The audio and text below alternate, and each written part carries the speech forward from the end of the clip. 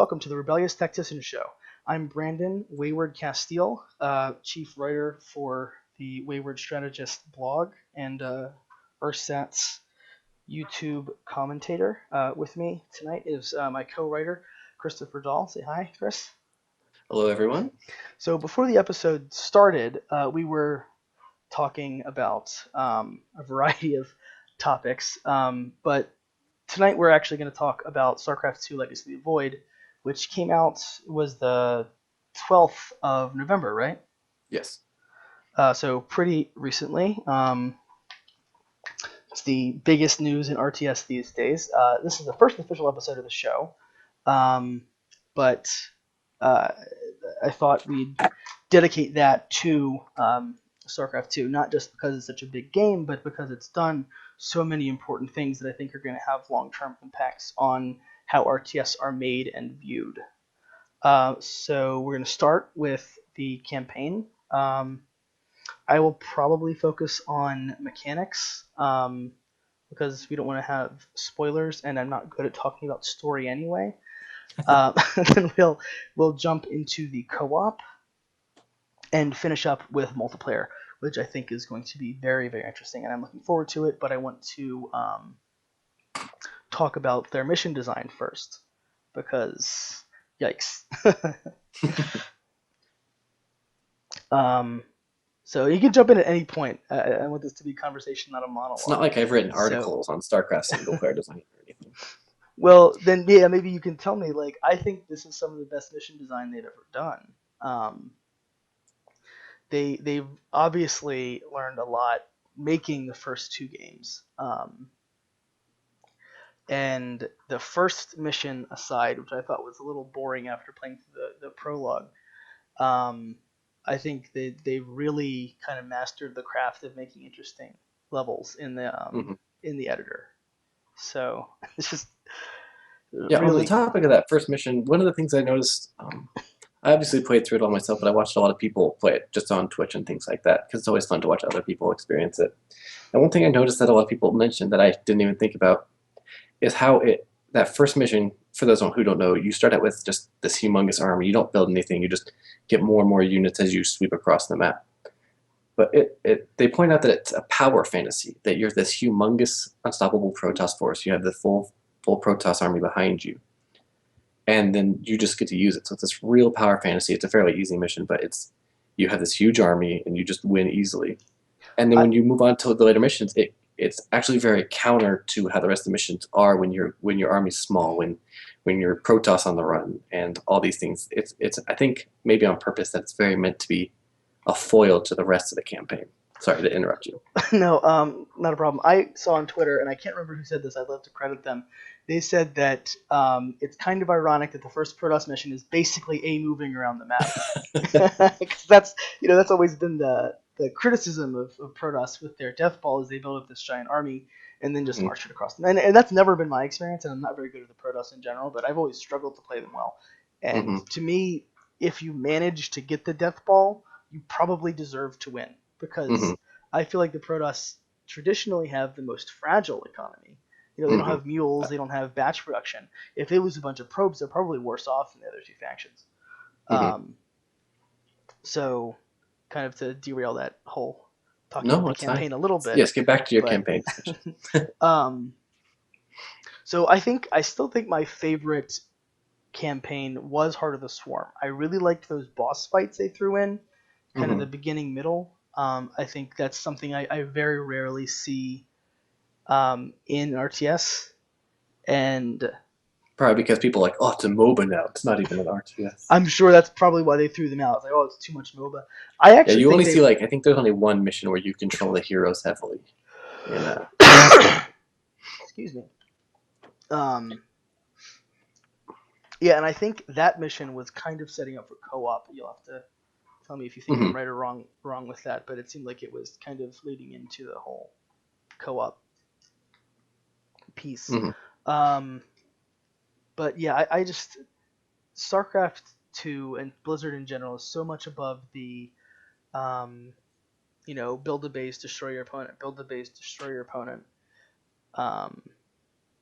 that we've traditionally seen a lot of in in RTS mission design. They have uh, dynamic maps that change over time.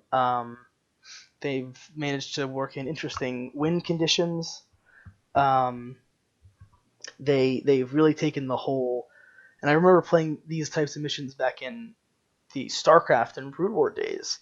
You've got this small force and you're inside of something. Yeah, like you're Um, inside the installation, and if you lose all your units, you die. It's like, yeah, no. I think they've really kind of perfected um, that sort of uh, Archetype of mission. yeah. I was gonna say like almost sub game or Hmm. mini game within the game. The one mission I didn't like, because I don't think they can balance these very well, and maybe it's just the type of mission. But there was that one mission where you had to hold off against those ever increasing waves of Zerg.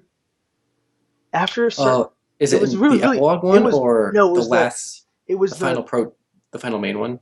no, it was pretty early on in the campaign. I think it was the third mission or fourth mission. They give you those giant towers that Oh, shoot the the defend the lightning temple bolts. one. Yes. Yeah, the defend the temple one. It was just so easy. And I know it's early on in the campaign, but I was playing it through it on hard, and after a certain point, I was just like, I could just hold this as long as I wanted to.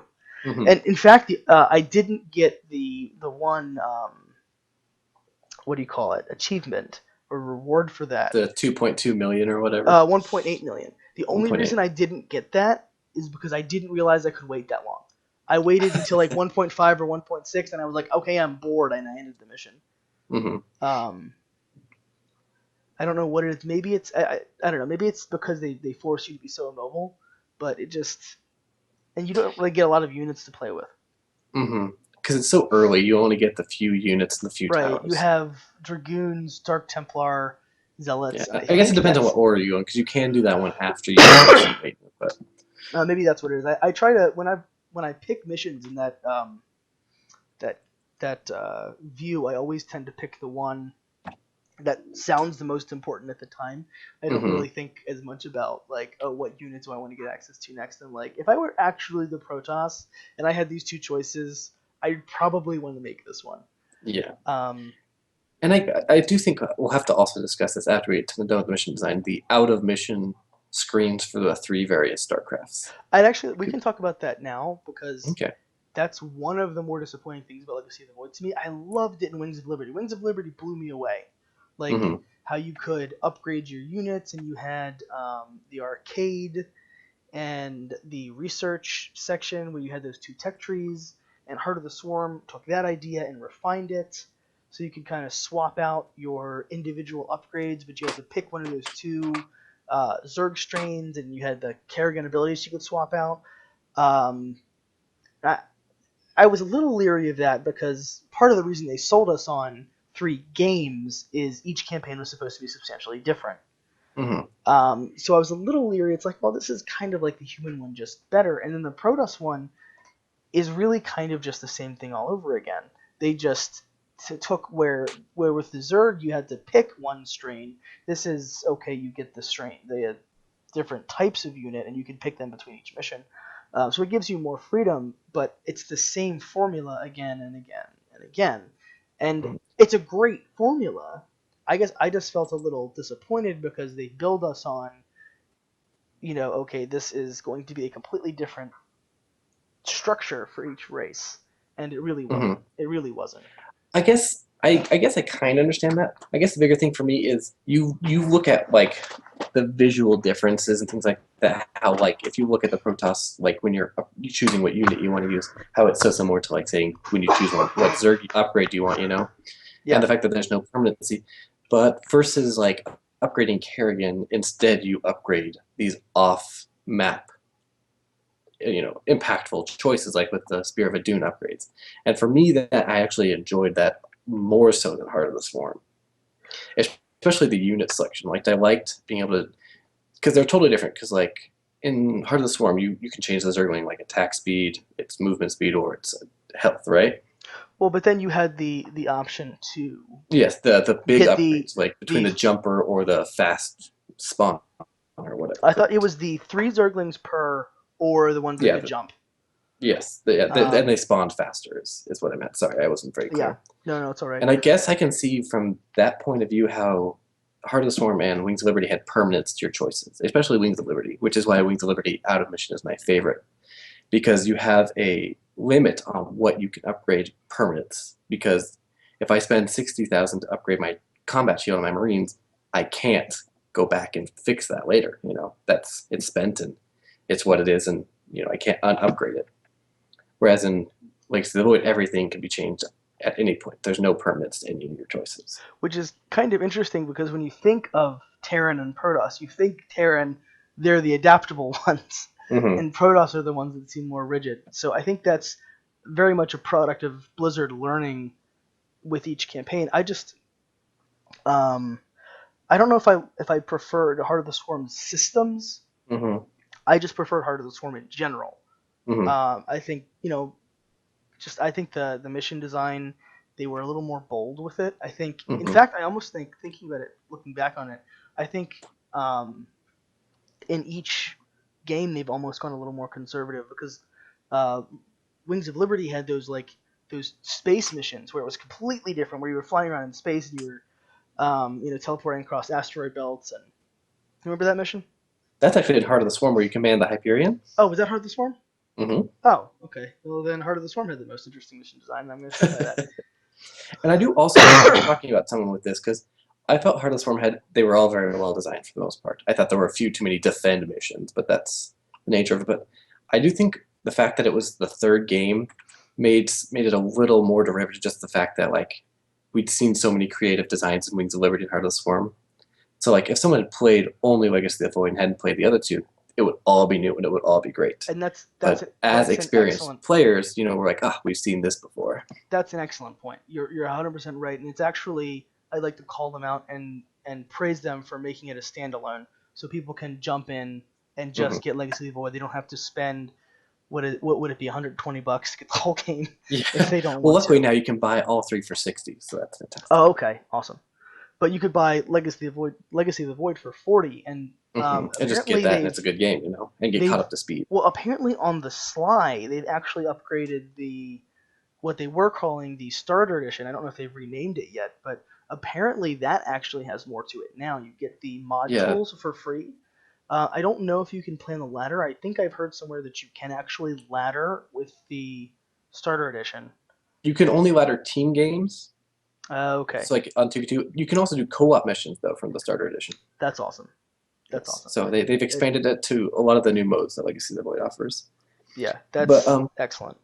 kind of on the point of how the game has progressed from Wings of Liberty to Heart of the Swarm to Legacy of the Void, I did look back and play through them all. Well, I played them in succession right before it came out. But I did notice how each game fills the fantasy of what that race is, or what their goal was. In Heart of the Swarm, you really felt Kerrigan was like this god. And a lot of people didn't like that because it made it easier, but you felt like she's a super powerful being and she can control the battlefield, and you have this swarm behind her. Yeah. In Wings of Liberty, you almost always just are like this scrappy group of guys just trying to hold out until you accomplish your mission. And in Legacy of the Void, I think right away from that second mission onward, no spoilers, but you're always on the back foot in Legacy of the Void. You're always like, we got to defend this until we got to get this and get out. Where it makes you feel desperate in Legacy of the Void. So I do really like how each campaign reflects the story they're trying to tell. That is actually a very good point. Thinking back and actually going back through a little bit of Wings of Liberty myself, at the time I really hated those mercenaries. I never got them. I never did anything with them. Now I think it's awesome. And I'm actually, in my little one-on-one, not one-on-one because it's just me, planning sessions. I've been, planning games for after my mod is done. Successive mods. I've actually planned on implementing a version of that in a future attempt because I think it's actually a really interesting system. Not to say that the Zerg and the Protoss didn't. It's just that particular little tidbit stood out to me, and going through it again, I actually appreciated it more. Well, no, and it kind of fulfills the idea that they're raiders. That if we need to hire mercenaries, we can do that. If we need to upgrade something, we can do that. But we're not rich. We don't have an army behind us. We Yeah, get by how we have to. yeah. Which interestingly enough isn't how Terran tend to play in multiplayer at all. No, yeah. Single But player and but multiplayer, that not is very always. much the character of the Terran. The Terran is this kind of ragtag, hard scrabble, backwater space hicks. And the campaign did a good job of reinforcing that. So we've come back from a little bit of a break. We had a couple of emergencies on both of our parts, and now we're all back together. Um, kind of right around the time we broke to deal with our respective issues, we were talking about transitioning to the co-op campaign. And you had actually said something about the single player. You had mentioned that in Legacy of the Void, the uh, prologue, the main campaign, the epilogue were all standalone and they can be played that way, which is definitely an interesting tactic by Blizzard, and I think was actually pretty welcome. It really um, had a little bit of narrative power. Maybe that's the wrong way to put that, Mhm. but and So, but oh, go ahead. Sorry. well, I was going to transition into talking about other co-op campaigns I've played Hmm. before.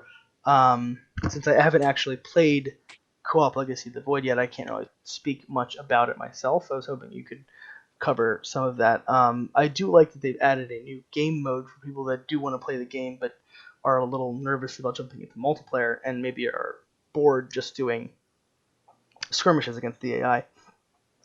So I think it's a very welcome addition, and it's something for it's serving a type of player I don't think is much served in most RTS. Now, Dawn of War 2 had a fully co-op campaign, not I don't know about the expansions, but Dawn of War 2 itself, the core game, the entire campaign was playable co-op.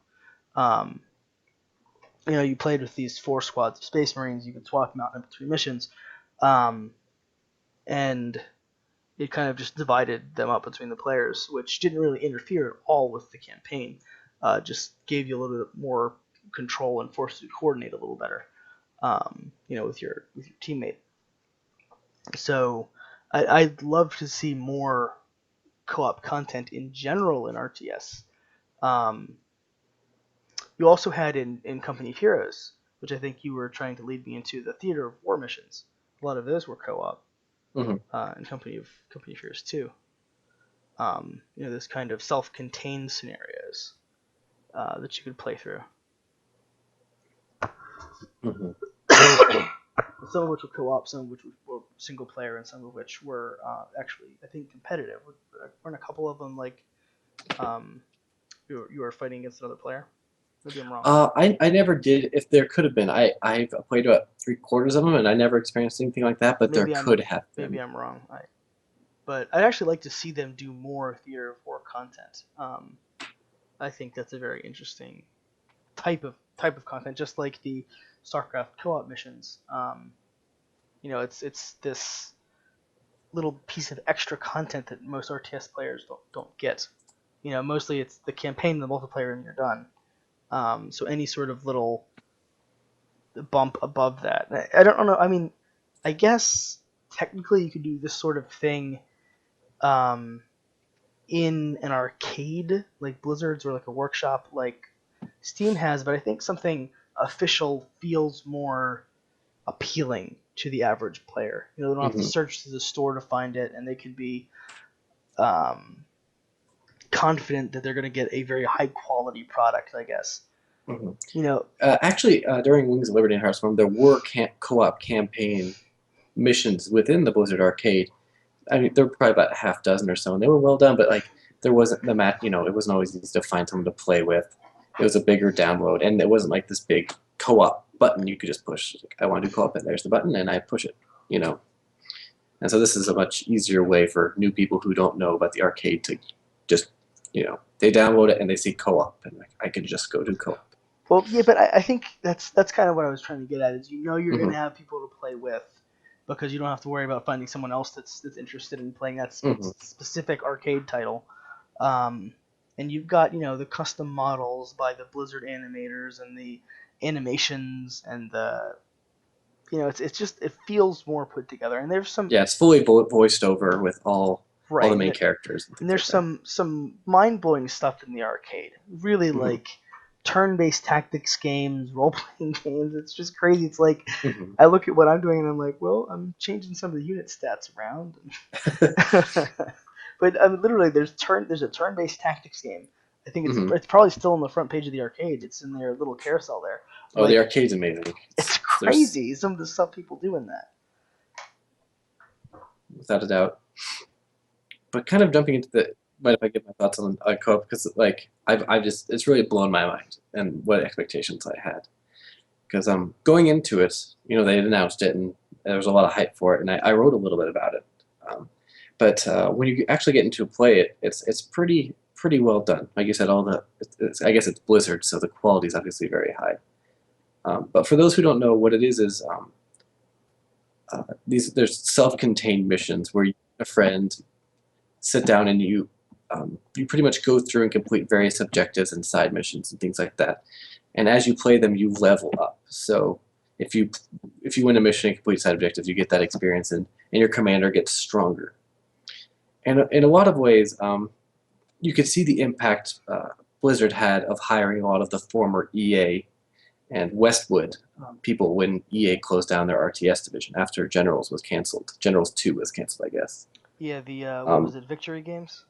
yes, it was eventually going to be free to play, then it just kind of collapsed on itself.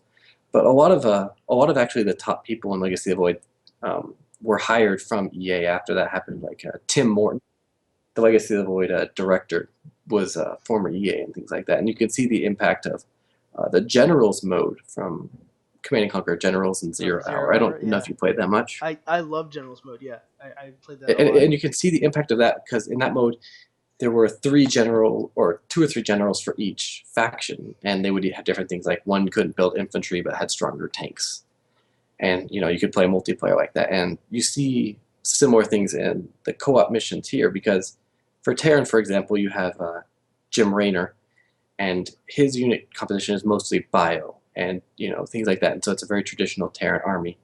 Whereas his counterpart Swan is a very mech player. He can't even build a he can't even, it's not barracks isn't even a thing for him. But his mech armies are much better. So, but And so you can find a general to fit your playstyle or a commander to fit your playstyle and very you're still easily. mining resources and building a base. It's just a more focused Oh list of yes, units, it's or still 100% an RTS game. You build up bases, you get armies, but each commander has different strengths. So like in the Zerg, it actually is very similar to Heart of Swarm. So Zagara, you get Zagara you control Zagara, and when you play Kerrigan, you get to control Kerrigan on the field. Plus your normal RTS units, so you still get Zerglings and things like that. But you get very different commanders um, that you wouldn't get otherwise. Swan, for example, one of the Terran commanders, he gets the big laser drill from the Wings of Liberty, nice. and so he can blast people from across the map if he can see them. And so that's just really fun. And so as you level up these commanders, each time you level up, you get new upgrades. You unlock a new unit. So like at level blank for Raynor, you get battleship or battle cruisers. Or for Swan, if when you level him up, you can get upgrade for his laser so that his laser does more damage. And so that it gives you that progression high as it makes you want to play more because you're like, I need that new upgrade. My army's gonna be so much better when I get that upgrade. And so it really motivates you. You're like, that mission was hard. If only I had, these better, the better Hellions that you get at level 12 or whatever. It's Yeah, very fun it keeps you motivated. I like that idea. I almost wish they'd introduce like a co-op mode in the or a competitive mode in the co-op mode. Hmm. Just playing Actually, versus. like on the StarCraft subreddit, a lot of people are talking about how they're looking to make a custom map mobs or an arcade game which use the same resources that the allied commanders do, but you would pit against other humans. I don't I think it'd be very balanced, but it would be very fun. That's I'd for like sure. to give that a try. It sounds like a blast. We actually, in fact, I think we talked about hero units in our previous episode. Mhm. which I'm actually going to be renaming to Rebellious Tacticians Show Episode 0, and this will be Episode 1. Because that was kind of just a trial run. It was Yeah, we kind were of just really off the cuff. And Mhm. okay, so yeah, anyway, I'd really like to play a A competitive competitive version. version of that. Yeah. Yeah, a So lot of people have said they want a counter operative like version. So like two people will be trying to complete an objective, and two people will be trying to stop that objective from being completed. So it'll be like a campaign mission where like two people are trying to defend their base until like help arrives, then you have to take point X or something like that, and the other people will be trying to stop that from happening. yeah. And that I think that would be really cool. The only thing I will say that is a little troubling right now is it does have the commander progression, which is nice. But right now there are only 6 commanders, which can only go up to 15, which is about 20 to 25 games with that commander. And there are only 5 scenarios so far. Okay, And so so you can get a it's little stagnant. They're going to release future content. They've already announced that. We know the next 3 commanders that are going to be released. We just don't know how often and if it'll be like a paid DLC, like pay $5, get 3 commanders and 3 new missions or something like that. But hey, if it keeps getting free content, if it keeps not if it keeps getting free content, if it keeps people playing and it allows them to expand the free content that they're providing as well, I'm all for it. If people want yeah, to buy a new commander, awesome.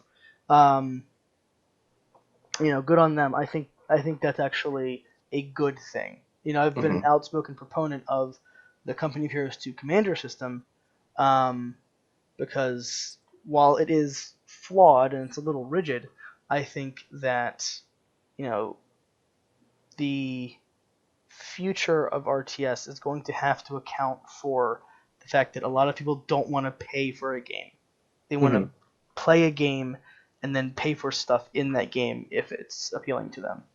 mm-hmm. And RTS has yet to find a viable method for that. And if StarCraft is working its way around to one, all the better. Mm-hmm. And Blizzard did just announce the first DLC campaign missions for Legacy of the Void are coming out next Not year. only did they announce it, it's It's available for pre-order.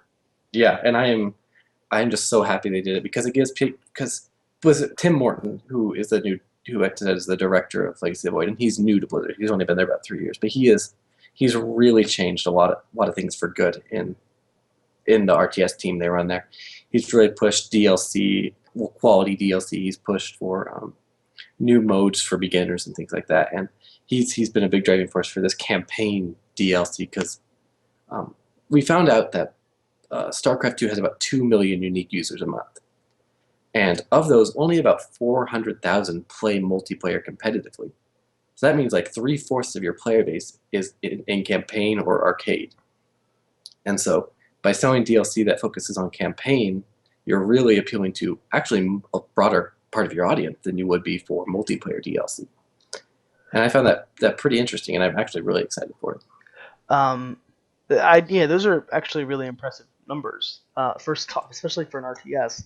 Yeah. I think the 2 next largest RTS are probably Age of Empires 2 HD, which I've seen have about 10,000 concurrent users at a time. I don't know what that translates to monthly. Mm-hmm. Let me check Steam's, but I bet you Company of Heroes 2 is probably number 2 or 3 as well. And Company of Heroes 2, I was going to say, is probably number 3, and I've seen that, I think, get around 8 or 9,000 peak. And again, I don't know what that translates to over the course of a month, but Mm-hmm. I mean, StarCraft, you could log in and have 200,000 concurrent, people playing the game. Mm-hmm. So it's head and shoulders the biggest RTS right now. And but that's like MMO numbers. There are MMOs that are smaller than StarCraft right now. Yeah, which is kind of crazy. And they released that information because there's the whole like dead game meme going, that is tossed around. Yeah, which has been so they're like 2 million people play our game a month. People, right, which has been tossed around, by the way, since Wings of Liberty. Oh so. Yeah, it's very old. But yeah, looking at Company of Heroes 2 had 170,000 people in the last 2 weeks. So that's not bad. It's definitely not 2 million, but I don't know what their concurrent is. But well, but we were talking about monthly, and all I have off the top of my head is what I've seen when I log in. So, Yeah, exactly. um, but this is also why the unicorn of the MMORTS is so appealing, because it's the idea of an RTS with evergreen casual content to keep people playing. Because Hmm. that's the biggest reason uh, a game dies is people get bored. And Yes. if you're not going to play multiplayer, it's really easy to get bored in an RTS. So any sort of evergreen content like these co-op missions, like these DLC campaigns, to keep people in the game is just a win. Hmm. So And they're pricing it at $15 for 9 missions if you buy them all at once, and I think that's a little high. But if you think about like 9 missions, let's say like that's about 5 to 6 hours for run through playthrough. If you want all the achievements, that's still about 10 hours of content. 10 hours of content isn't too bad, I don't think, especially since it's going to be Blizzard quality mission design and obviously cinematics. If right, they have, I don't know how pre-rendered it'll be, but I'm pretty excited. And it also comes with the first. It's the first purchasable skin. If you buy that, you get a female ghost skin. oh that's cool. Yeah, and if you pre-order, you also get a portrait. So there's obviously those in-game Very cool. benefits as well for those who, the multiplayer people who want the skins and things like that. So. And hey, StarCraft isn't really built for skins. I've done the little bit of modding work I've done has showed me, Hmm. how they kind of stapled that on to the game. Hmm. Um, but yeah, it's very cool that they're expanding that Hmm. past the very limited selection of alternate skins they've had. Hmm. So very very cool. Um, which I guess But lets us kind go of ahead, jump into the segue multiplayer. segue into the multiplayer. And I want to come right out there and say it. In the beta, I was like, what the heck? How am I going to play this at all? It felt so overwhelming at first, and I think part of that was I was playing against probably a lot of better players than myself. It's a Hmm. very comparatively small matchmaking pool, and a lot of the players were probably, diamond and up. um, Not to say everyone was, but a much higher likelihood of getting matched with a Yeah, much better especially player than early in myself. the beta, that first half when it's a much Um, smaller matchmaking pool. and now that the matchmaking pool is in place and there's a lot of people playing it, I am blown away by how much better the game flows. Oh no, like I've been sitting down thinking about it and watching old videos, and Legacy of the Void is how StarCraft 2 multiplayer was meant to be played. It's so fast and so smooth, and there's no downtime. There's no like building up my army, building up my army. No, you are never bored in Legacy of the Void. Well, and a lot of the worst balance issues were in the early game. They always were. Yeah, When the for sure. economy was tight and your choices were more difficult, and more limited.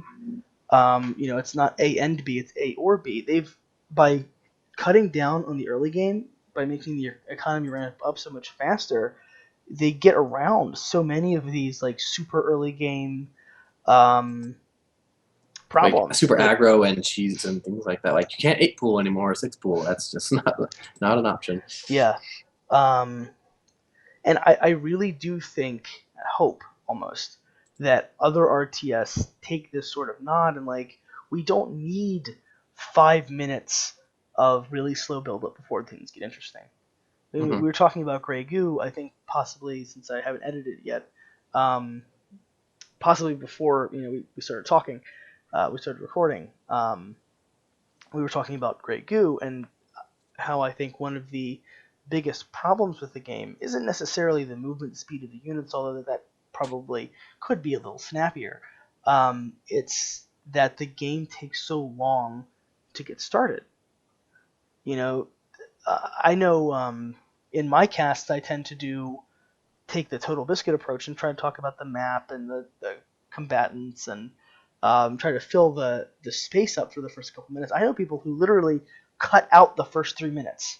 There's one Yeah. other caster, and he just starts a couple minutes in. Hmm. He It's doesn't just even like worry there's about nothing to what. talk about in the beginning parts for some casters. They feel that way, Well, I mean, yeah, it's just and it you've varies got, by caster to caster, obviously, but some feel that but way. if they started a Grey Goo match with 3 times the resources, Are that you okay? alone would drastically What speed up. questions are coming? No, it's fine. I'll be okay. I'm sorry. Sorry about that. My Oh, wife. not a problem. Not a problem. If you've got to run, we can cut this short. No, it's okay. But yeah, no, I agree. That's one of the things, and I'm sure, especially from a competitive viewing standpoint, the first 3 minutes of a match, they'd be like, and this player, you watched him, they just try to fill the gap time. And, especially during live stream versus like replay casts and things like that.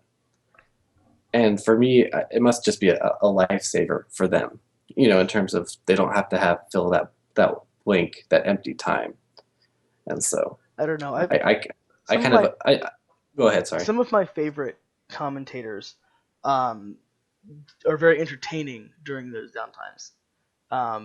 Husky has always Oh, been really yeah. really good at filling the first couple minutes with quality content. Hmm. And in fact, almost as a counterpoint, I think it might be harder because there isn't time to collect your thoughts. Yeah, that's There's probably true. never any downtime. It must be astronomically. I haven't tried to cast a Legacy of the Void match, but it must be astronomically harder to keep track of everything that's going on Hmm. because things start happening so quickly. Oh yeah, and like I don't know if you watched like any of like the Archon tournaments or things like that. That's even more crazy. Like observer, they have 2 observers to try to keep up with everything that's going on, and they'll have like camera A and camera B, depending on what observer is watching what, because it's just so busy. That's And I'm wild. sure there's just too much to do, too much to watch. But I never actually casted, and you have, so yeah, I fall back to your experience. Jeez, I don't think I've cast StarCraft since probably 2011. I don't know if there's any record of that at this point. It was Hmm. just kind of for practice. I don't know if I have any on YouTube. I think that Okay, might have been but let's get before back to no more casting. Let's get to talk to me about the meat of the multiplayer. Well, I wanted to jump right out there and say, and I'll say it again, I really do think that this sort of really quick ramp up into the mid game is probably going to become more prevalent in future RTS. I think they've proven that it works very, very well. The early game is finicky and not as interesting as the rest of it, and they've contracted that. They've allowed you to contest more of the map earlier, to do a lot more strategies, a lot larger variety of strategies earlier. I really can't think of a downside besides kind of overwhelming newer players. But with a matchmaking pool as large as StarCraft has, it's pretty easy to float at your own level. Hmm. Um, Now, for what time we have left, I do want to talk about unit designs because that's the fun part. And before we get into that, I do want a disclaimer. The Adept and the Liberator are 2 of my top 10 units of all time. They are genius in terms of how they involve counterplay and just everything. I love them. Okay, your turn. Go ahead. And as a little sell for Wayward Strategist, the site, you actually put that in our top 20, both of them, in Yes. our Oh, top 20 units of all time. I loved them in the beta, and I love them now. They are so well designed. Balance aside, their design is really good. I definitely love the Adept. One of the reasons I stopped playing Protoss, though, is I'm terrible at using it. I am probably the worst Adept user in StarCraft. I can't use them. It's such a much better idea than Blink, Hmm. but it's just I can't control them properly.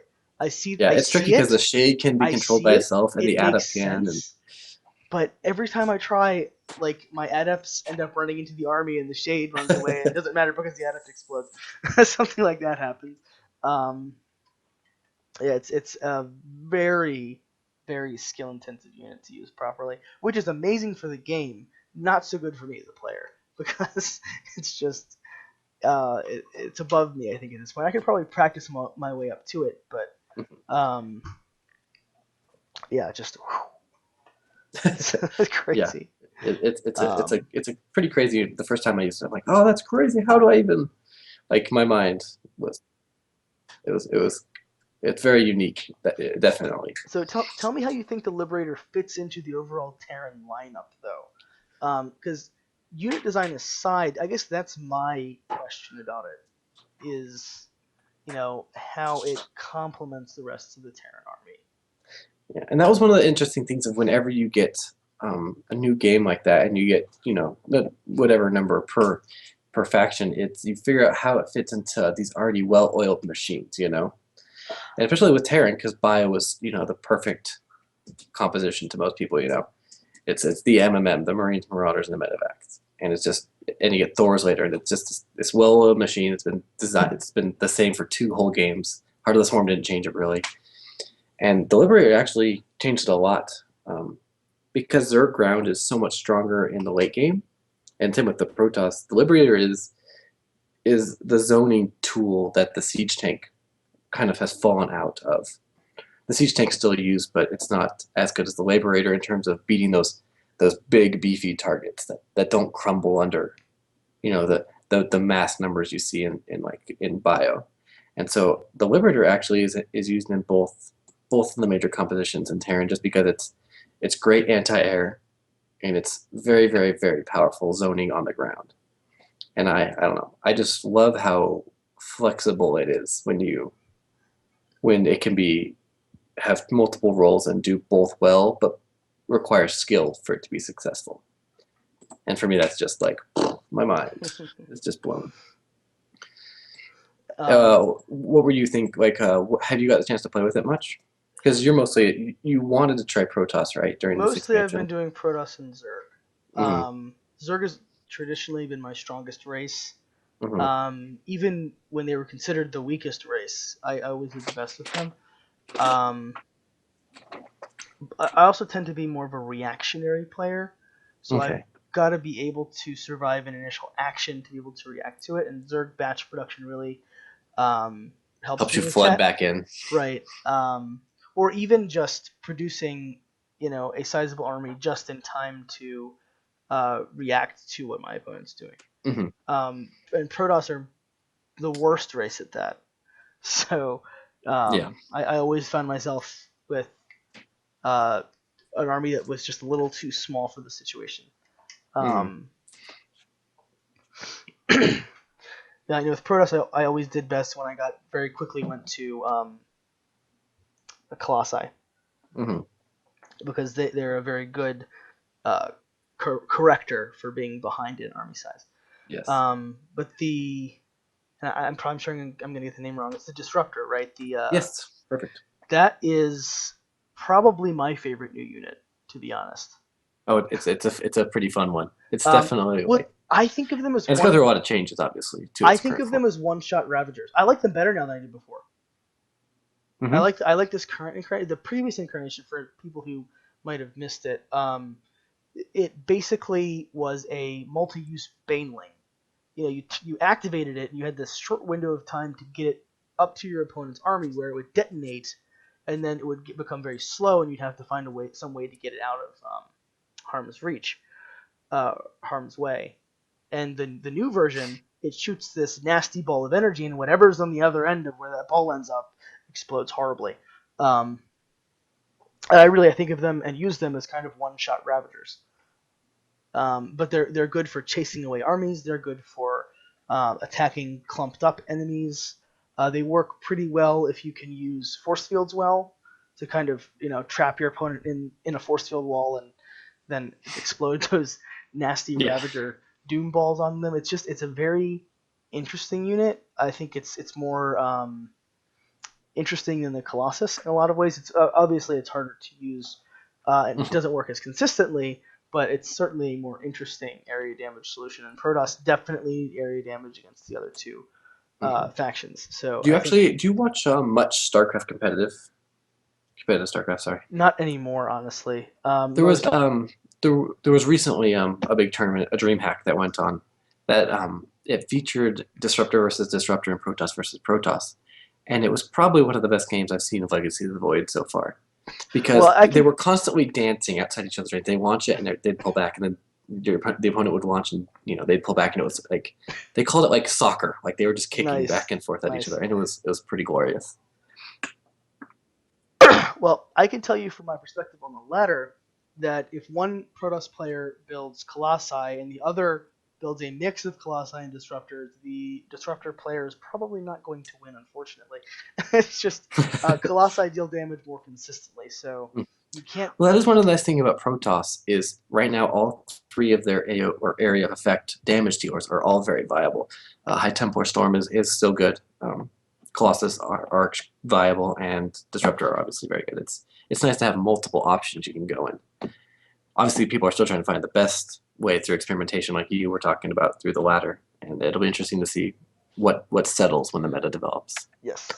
Now moving on to Zerg, it's hard to argue against the Lurker. It's one of the, best known It's a classic StarCraft RTS units theme. of all time. That would probably just fall just outside of my top 10. In fact, it's just such a fun design, and watching things explode after they've been impaled is a lot of fun too. But the Rapture is in a very interesting place too, because it's the force equalizer against the force field happy Protoss, because Zerg always have been screwed by excessive force field use, and now all of a sudden they've got the perfect answer to it. So it's not, well, I don't think it's a particularly exciting unit. It's exactly what the Zerg needed in that situation. It's a perfect gap filler. And seeing them used on ladder is really fun, because when you launch a whole bunch of them, it actually kind of makes a force field because your opponent is forced to pull back. And it kind of buys you time, kind of like a force field does. And it's not exactly a force field because it's a force to separate. You can bear the damage and push through it. But it's kind of cool how it's a Protoss, it's a Zerg zoning tool. I was just gonna say it's a zoning tool, which Zerg have traditionally not been super great at. I mean, I guess now that they have lurkers, they have that as well. That's kind of the both of them are zoning tools. You can plant lurkers and chokes, which are great, and you can obviously use Reviters. So they're both really zoning tools, which Zerg have never had. And I've been thinking about this, and this blew my mind a little bit. So going all the way back to the Wings of Liberty beta, the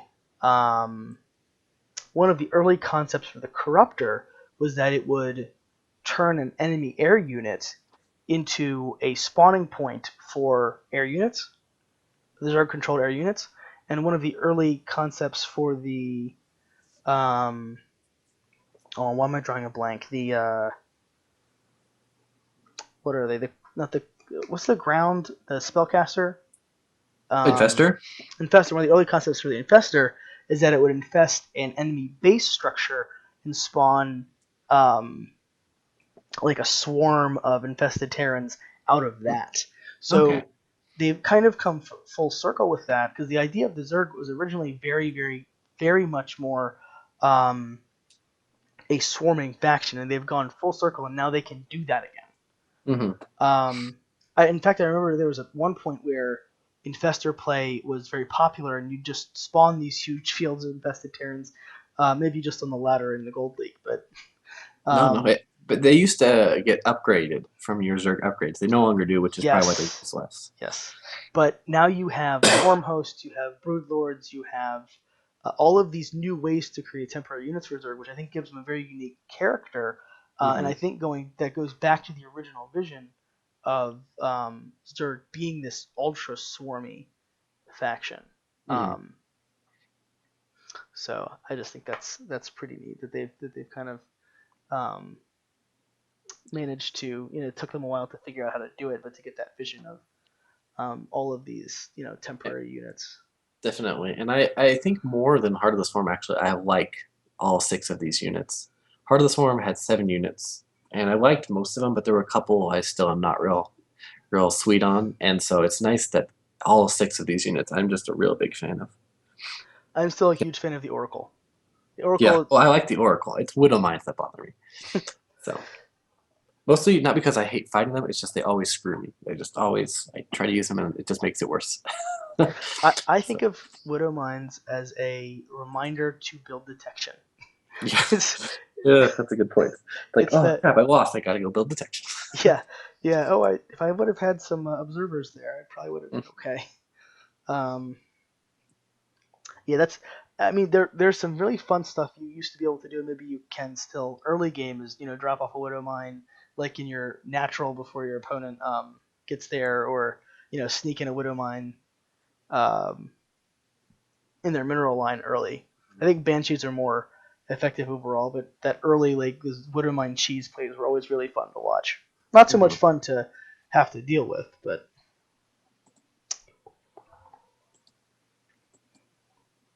No, overall, yeah, I just agree. Legacy of the Void's multiplayer is just to me it's better than Wings of Liberty or Heart of the Swarm ever were. It's fast, it's smooth. There's more comeback mechanics now. I think it forces you to be more proactive in your expanding, so you're always out on the map. You're never just which sitting is in your base, or you'll lose. You'll just get out econned. If you just sit in your base. which is nice, but um, I almost personally feel like they could let mineral patches last a tiny bit longer. Yeah. They Oh, they you tend do to mine get out. very quickly, and It personally has some little like. I'm talking Oh, go about ahead. like a minute more on average. I'm not talking about a heal. Mhm. I'm not talking about like 5 more minutes. I'm talking just a Just little like bit 50 more more, minerals per patch or something like that. something like that. Yeah, just a little bit more to give it a little bit more longevity. But that's kind of a And it's one of those things that I think as you play more, you get more used to it. But like those first like 50 games or something like that, when you play, you're like, why am I mining out so fast? Stop it. It um, definitely takes getting used to, at least for me. but it definitely does give you that feeling of momentum and of pressure. Even Hmm. you need to expand in the older iterations of StarCraft 2. You didn't really have to. It took you what 10, 15, maybe 20 minutes to mine out a base. Oops, sorry about that. Sorry, it took you a very long time, um, and I think it does make everything more dynamic. And we'll probably have to end this pretty soon. I actually have to get up super early tomorrow anyway. Um, so I want to finish up our discussion of the new units and mechanics, and I want to very briefly touch on the In Control article about the downfall of Hmm. AAA RTS, Yeah. because I feel like it has some bearing on this. So my opinion on RTS design, a very kind of broad way of stating it, is what I look for first and foremost, and this is not probably going to surprise anyone or be earth-shattering, is options. The number one thing I want to see in an RTS is that I feel like I have a large number of ways to succeed. And I think right now there is no game that does that better than Legacy of the Void. Hmm. They their units are designed to be used in multiple situations, and they have just a very broad variety of options they give the player, especially kind of opening up into the mid game, this very short, contracted early game stage. They give you access to those traditionally mid game army tactics much earlier.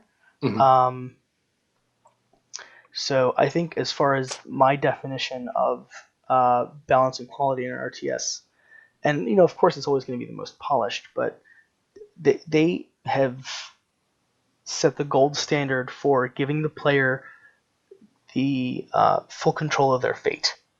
There's always a way around a problem. There's always a new way to create trouble for your opponent. I think that as far as just giving you experientially, meaningfully different ways to succeed, the multiplayer in StarCraft 2, Yeah. Legacy of the Void, is just it's best in breed right now. And Hmm. a lot of times it's easy to make a case for a smaller game that if they had a bigger budget they'd be in a better position or something like that. I often take the underdog side, but Blizzard really just hit the nail on the head. I Hmm. think as far as the design of their factions and the ability for the player to solve their problems in a creative way. It goes back to the whole if your only tool is a hammer, everything looks like a nail. The player has a veritable Swiss Army knife in StarCraft, and that I think that goes a long way to making a game last a long time. I definitely agree with that. I'm sorry, I don't have much to add to your analysis. That's just real good. Um, so really quickly, I will try to get this taken care of in the next 10 minutes or so, hopefully. But Jeff Robinson in Control Mhm. wrote an article basically stating that StarCraft 2 is probably going to be the last AAA RTS. I Mhm. think is pretty much his assessment. That it's a, I don't want to say dying genre, but that's kind of the gist of the article, is that, you know, it's fallen out of prominence. It's going to be the provenance of, you know, B studios from Mhm. this point on. Um, you think that's a fair take? Well, no, I actually 100% agree with your take on that because I'm actually writing an article about this as well, kind of to follow up with Yeah. what he's thinking Okay. about how if you look I at. took her out. Okay, I'll be right back. I'm sorry. No, that's fine. No, you're fine.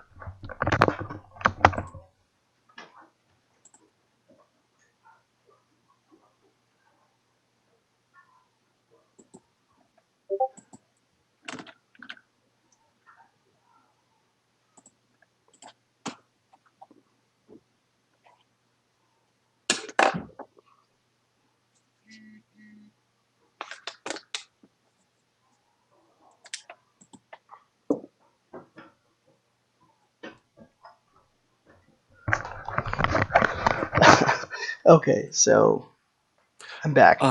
Yeah, no. As I was saying, I'm actually writing an article about this. The idea, and I kind of actually agree with him. Not that the genre is dying, which he kind of gives that tone, but more to the point that, and what you say exactly is that these huge, big budget studios don't make RTS anymore. I mean, Relic and Blizzard are the last two, and I love Relic, but I don't think they're ever going to make another standalone RTS again. I think they maybe they will, but I feel like Company of Heroes 2 it caused the collapse of THQ, and they've done well with their DLC, but they've gotten some flack for how they've done it, and they've it's been a roller coaster for them, even though it's a very good game. But I I'm not disagree. sure they can afford to put the effort in to make a new engine to Relic make is an. Go ahead, sorry. Relic is an RTS studio. Hmm. What are they going to do if they don't make another RTS? I don't. Well, they tried. They were almost shut down once before, so I don't.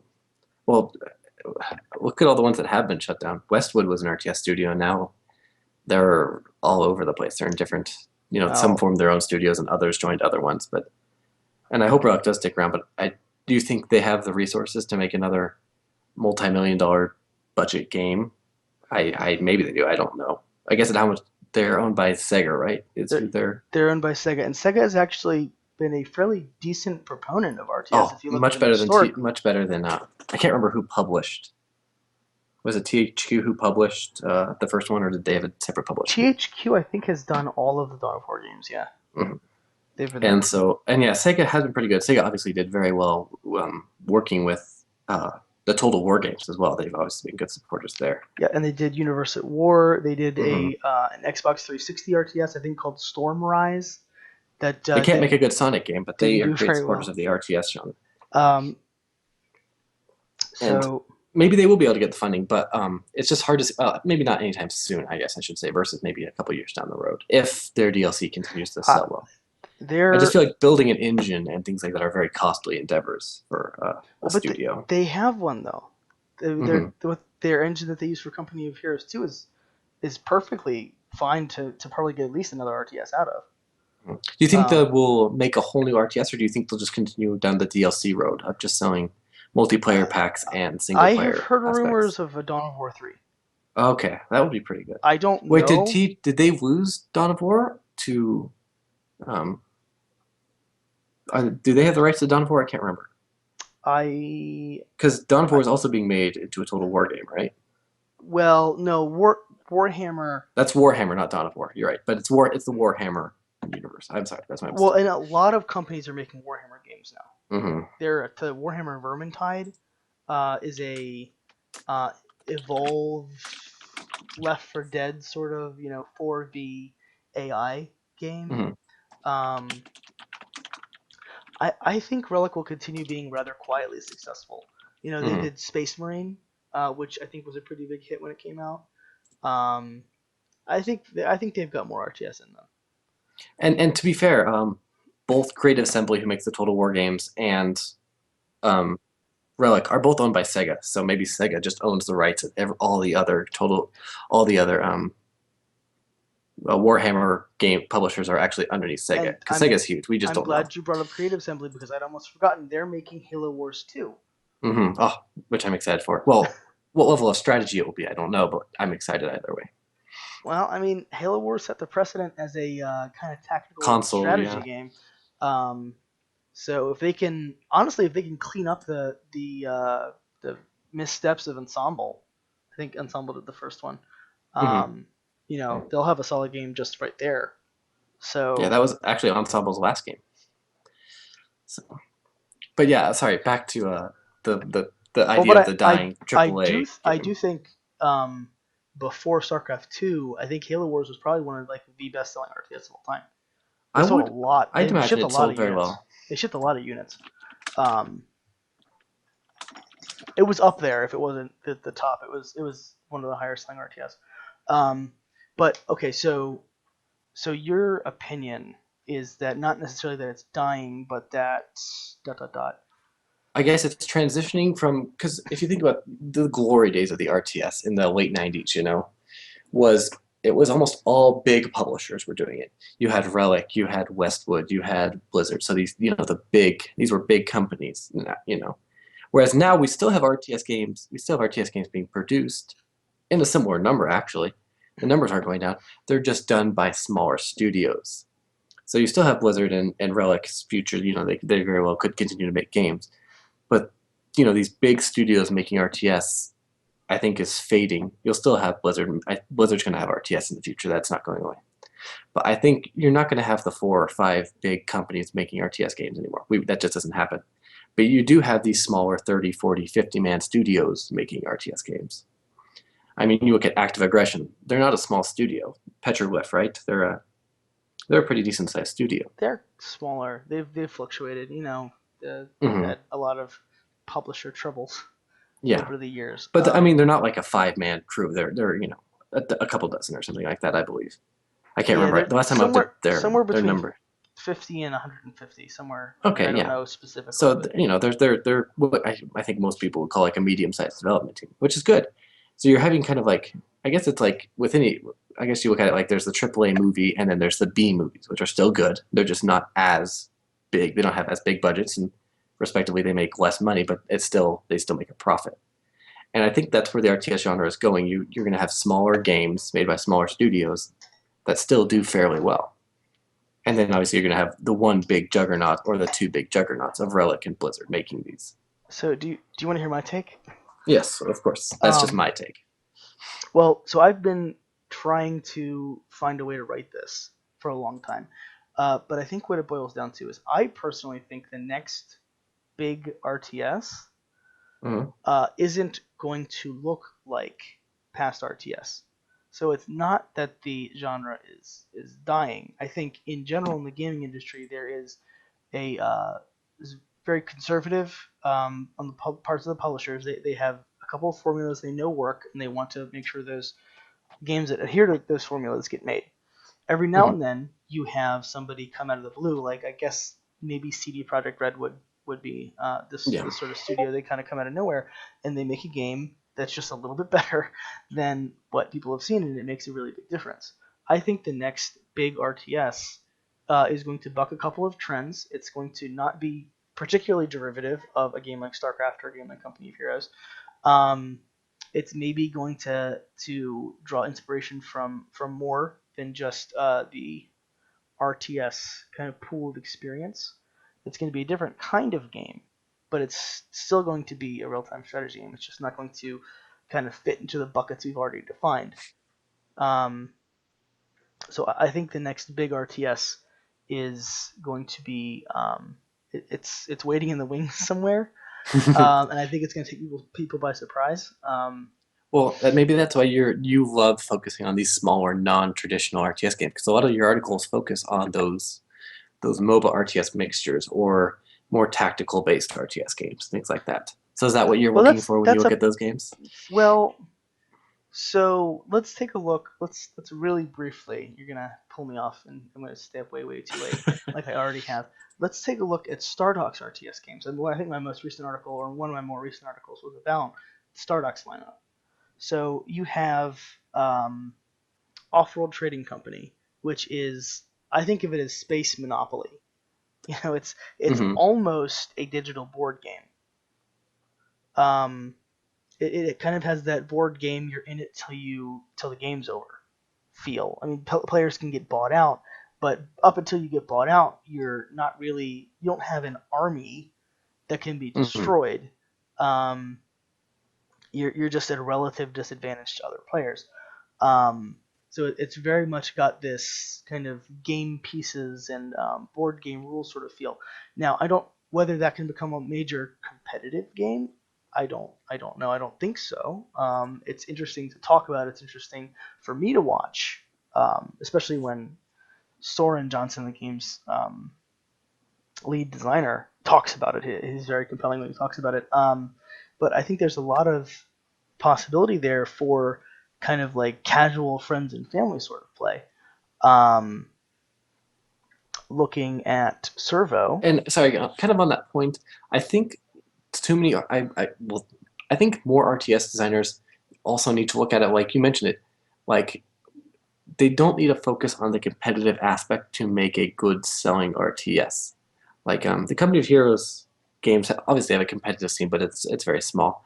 But they sell because they have great campaigns.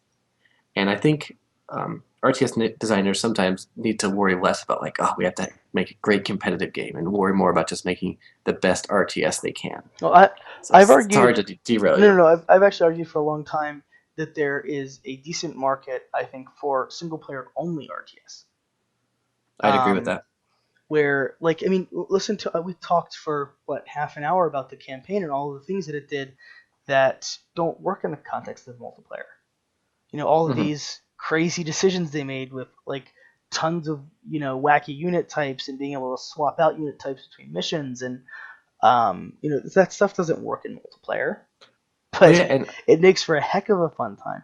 So exactly. I played a game not too long. I think it was late last year called Ancient Space. Um, it was I think it was a single player only RTS, and you were in control of a fleet of ships, and the story was that you were going inside this magnetic anomaly that they couldn't communicate into or out of, and you were investigating a previous expedition that had vanished like half a century ago or something. And it was a great concept, but the gameplay was very much first off, it was very much 2D. Like there was a 3D Hmm. element to the game, but you couldn't control it, so it was effectively 2D. Um, like your ships would go up and down, but it didn't really matter. Like you couldn't tell your ships to like fly up and then come down at your opponent. So effectively, you were fighting on a flat plane. It just looked like your ships were going up and down in a Oh, folio. okay. Um, but the rules were very similar to Dawn of War 2. So it probably could have been an interesting competitive experience or competitive experiment, but since the context was a single player story, it just didn't make any sense.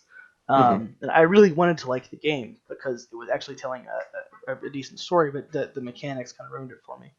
Um, and I think Red Alert 3, its DLC, its expansion Uprising, focused on single player, and they just threw all these wacky units in, and it was a lot of fun. um, So I think mechanics that would work in a single player context, like we see in Ardennes Assault and Legacy of the Void, the StarCraft campaigns. Um, you can tell a really compelling RTS story if you're willing to buck the trends a little bit, which kind of brings me back to my other my first point is that I think we feel like we've seen everything RTS has to offer. And I think a lot of that has to do, people said that about shooters, and then Portal came out. Hmm. So I think just because some of these genres are formulaic doesn't mean they have to be. And I think we're going to see an RTS become popular in spite of the size of the studio, and I think we'll get a larger studio out of that. Kind of what happened to Rovio, with Angry Birds. RTS is going to have its Angry Birds moment, I think. I don't know if that's a good thing or a bad thing. I, I'll trust you. I'll trust you.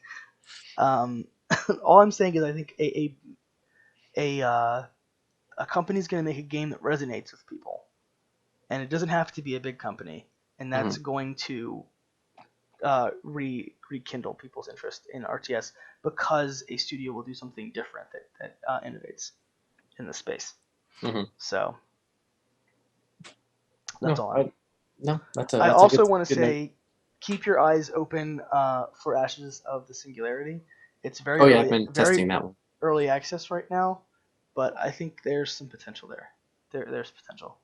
There's potential for it to be a mediocre game, but I think there's potential for it to be very, very interesting RTS as well. Yeah, my computer's actually struggling to run it on better settings, but honestly, I run at bare minimum. I basically barely meet the minimum specs. I think the only thing that saves me is I have Windows 10, so it's able to use DirectX 12. Yeah, that's a saving grace. I get 40 to 50 frames per second, which is fine for me. Yeah.